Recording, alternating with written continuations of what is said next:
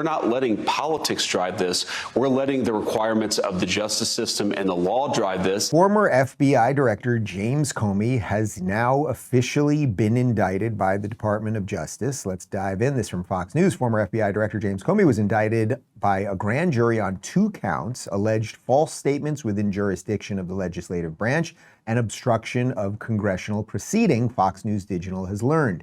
Comey will reportedly turn himself in on Friday, and his arraignment is set for 10 a.m. October 9th in Alexandria Courtroom 600 before District Judge Michael Nachmanoff. Fox News Digital exclusively reported in July that Comey was under criminal investigation by the FBI.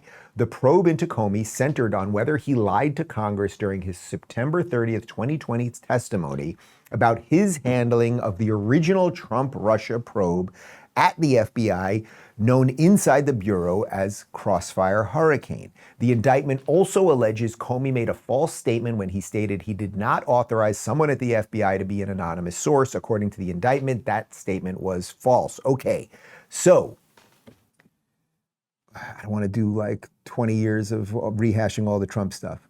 Here's the basics. The basics are, we now know that the Obama administration, through Comey and several of these other guys, Andrew McCabe and others, likely John Brennan, that they basically fabricated the entire Russia hoax. The mainstream media ran with it. They laundered the lies into the New York Times and everything else, which ultimately led to Donald Trump's the first round impeachment. It then led to many of the court cases. It led to them trying to put this guy in jail, being unable to do business in New York. All of these things were connected, right? If you're looking at the abuse of power, the actual power structure did everything, threw in the kitchen sink to destroy Donald Trump. Now, the Department of Justice, which has largely been cleaned up, and we have good people involved in this administration right now, well, they're looking at it and they're going, well, how did this happen?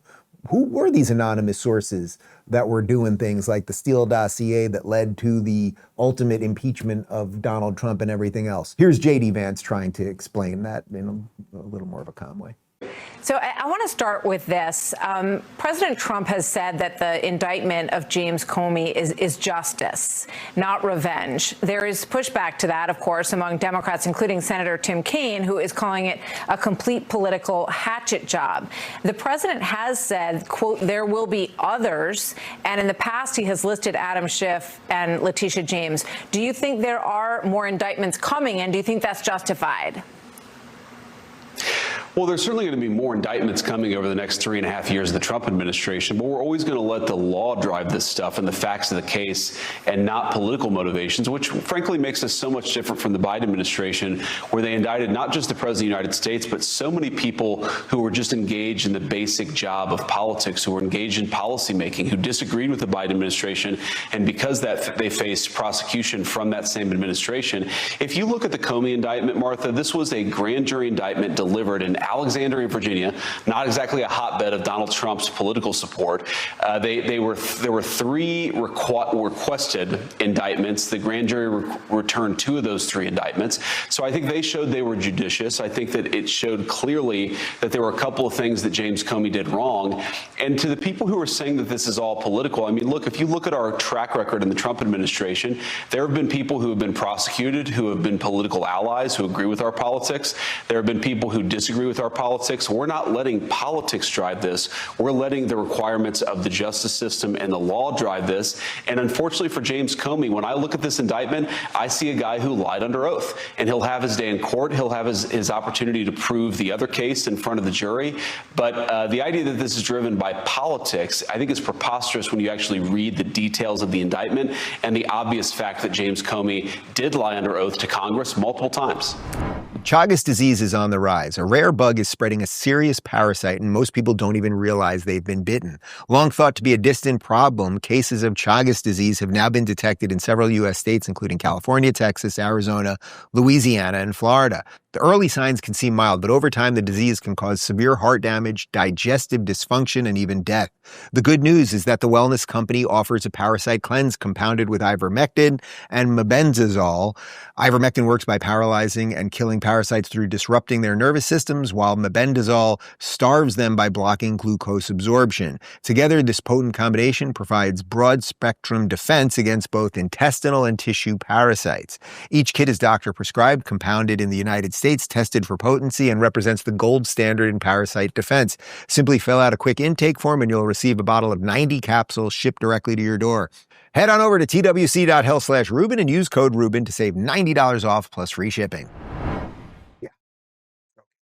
Well, look, you know my position on this. In general, my position is when incoming administrations start, what you don't want to do is get in this endless habit of going after everybody in the previous administration, because once you do that, I'm just talking about it at the philosophical level, once you do that, then every incoming administration will go after the previous administration. And then over time, no one will want to get involved in government. No one will want to be the president of the United States. No one will want to be in the cabinet or anything else, because they're all going to end up in jail. And that's when you end up in banana republic level stuff. And we don't want to do that.